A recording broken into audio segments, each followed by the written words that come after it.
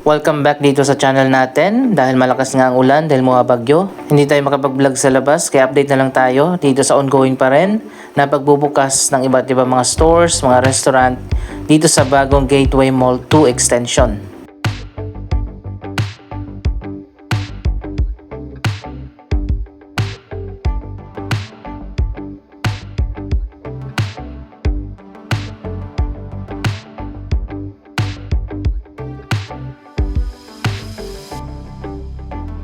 Dito sa level na to, marami na mga stores ang nagbukas na.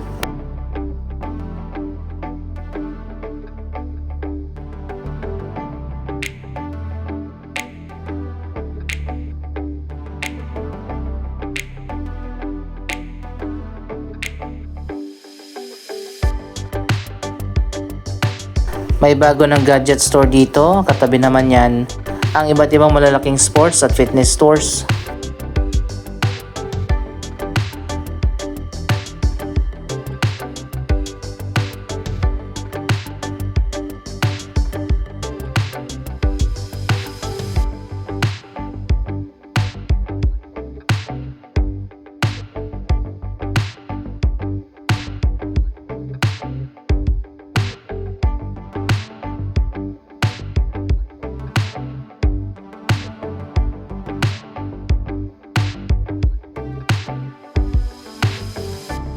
May bagong pop-up store ng Marks & Spencer.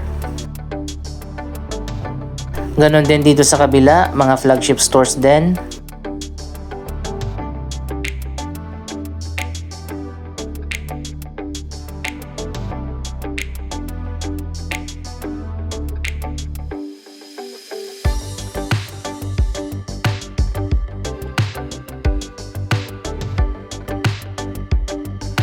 Dito naman tayo sa upper ground level na dedicated para sa mga high-end restaurant. Dito naman sa side na to, vacant pa.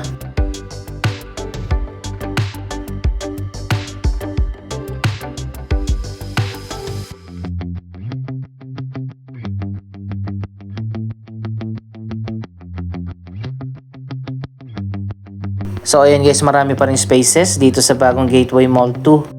By the way, sobrang lawak ng mall na ito. Meron itong 8 na floors.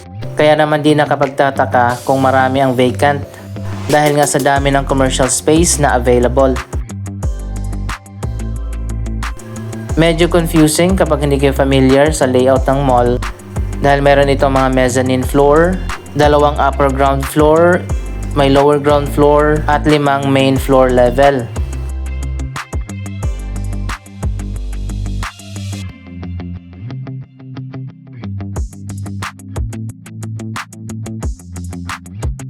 Mukhang may bagong high-end restaurant na magbubukas dito.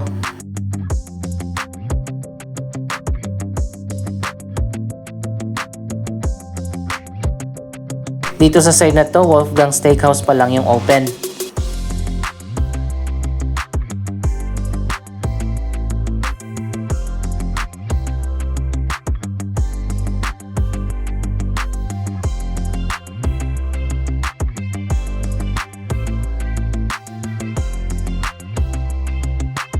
Andito naman tayo sa labas ng mall sa Red Gate, isa sa mga bagong entrance na connected na sa Araneta Coliseum.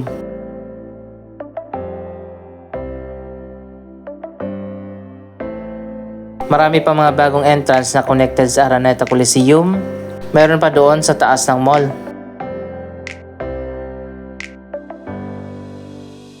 Dito naman mga high-end restaurant din ang makikita natin.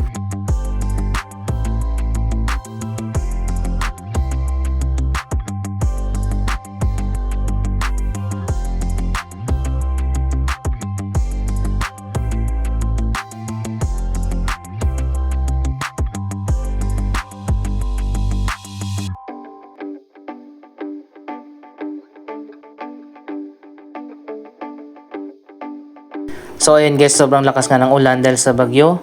Kaya dito muna tayo magbibigay ng update. Sa ground floor naman tayo, marami ring upscale restaurant dito.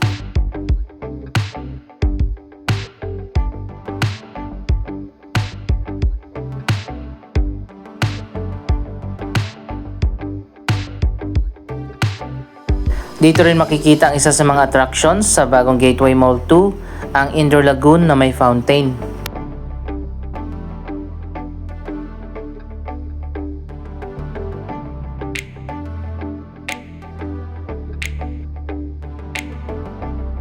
Napakaganda talaga ng interior design ng bagong Gateway Mall 2. Para kang nasa 5-star hotel. Iba't ibang restaurant ang nakapaligid dito sa fountain.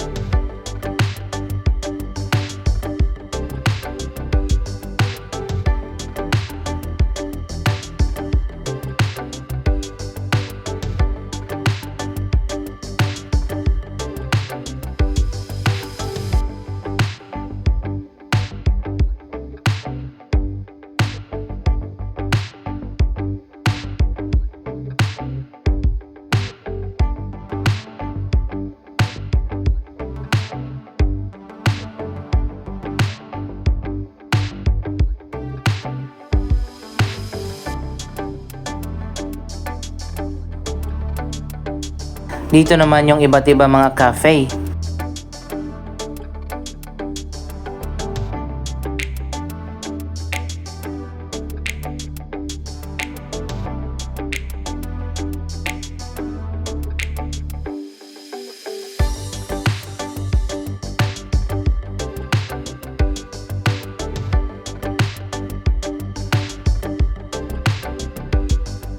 Nasa lower ground floor naman ang Shopwise Supermarket.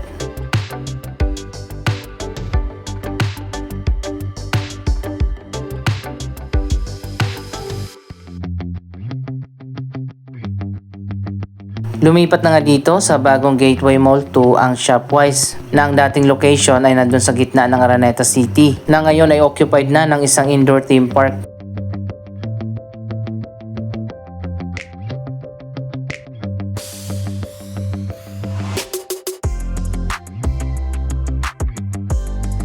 Malawak din itong bagong Shopwise dito.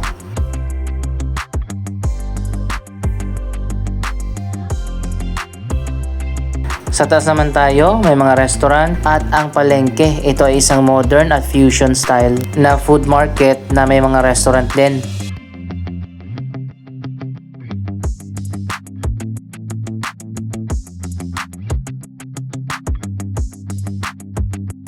Bukas na pala ang Vikings dito.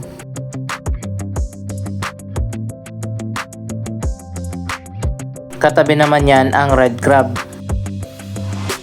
Marami ding iba't ibang restaurant ang makikita natin dito sa taas ng mall.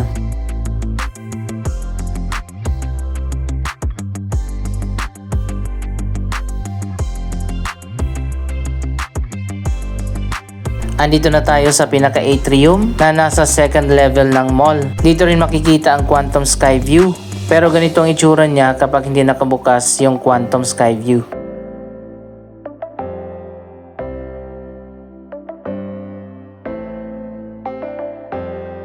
Dito sa kabila naman, iba't iba pa mga restaurant ang nagbukas na.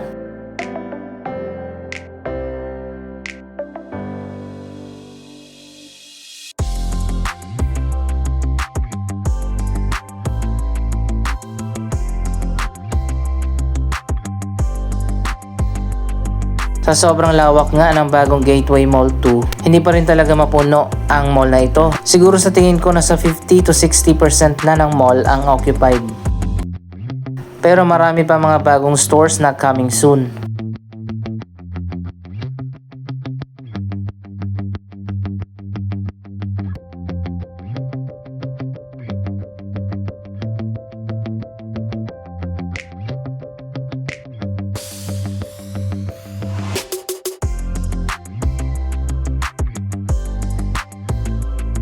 Ito naman bagong bukas na store.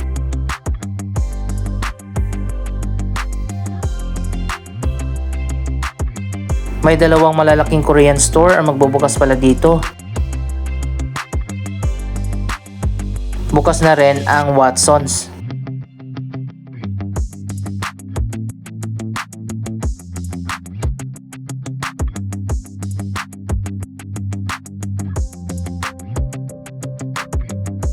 Ito yung isa pang Korean store na magbubukas pa lang. Malawak yung area na kinuha nila.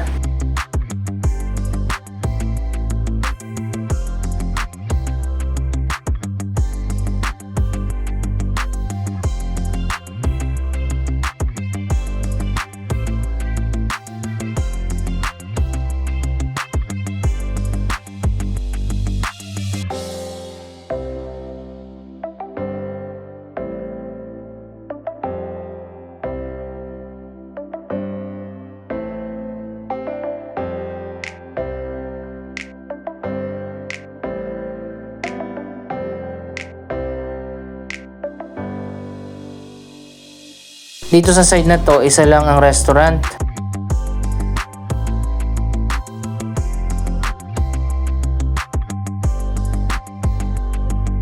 Sana madagdagan pa isa-isa lang bawat level. Marami pa namang vacant na areas dito. Meron na pala ditong bowling at billiard center na nakalimutan nating daanan.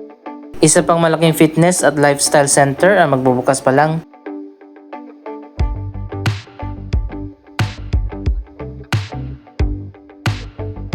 Dito naman yung mga wellness stores, katulad ng mga dental clinic, barbershop, salon, at marami pang iba.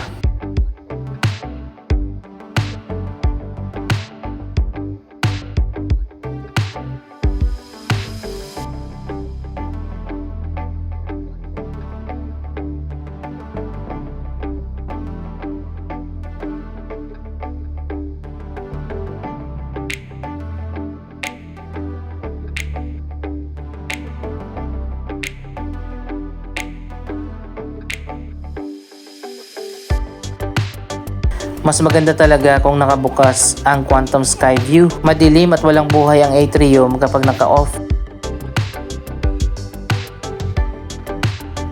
May bagong hotpot restaurant na rin dito at malawak na furniture shop.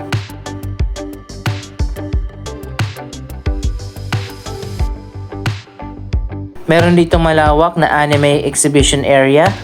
May entrance yan kapag gusto niyo pumasok sa loob. Matagal na rin nagbukas ang time zone dito sa taas.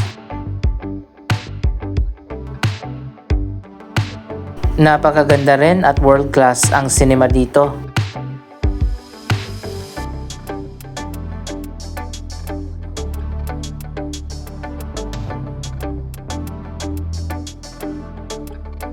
Tingnan nyo naman, napakaganda ng mga LED lights at carpet.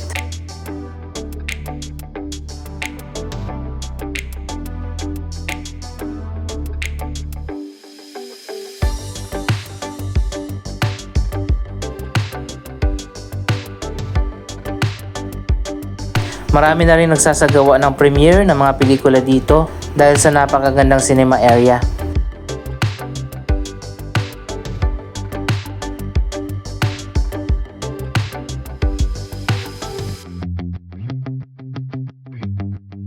Dito naman ang tickets at snacks area.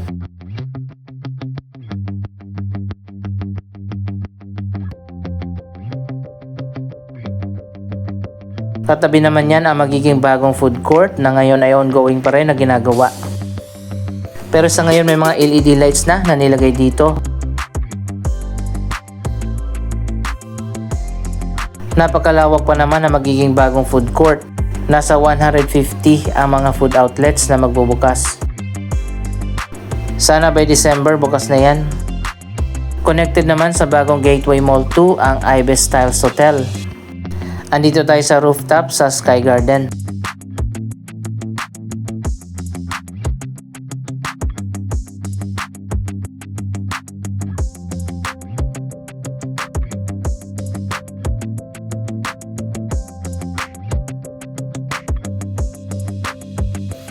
Nandito rin sa rooftop ang Sagrada Familia Church. Nasa 1,000 ang seating capacity ng bagong church.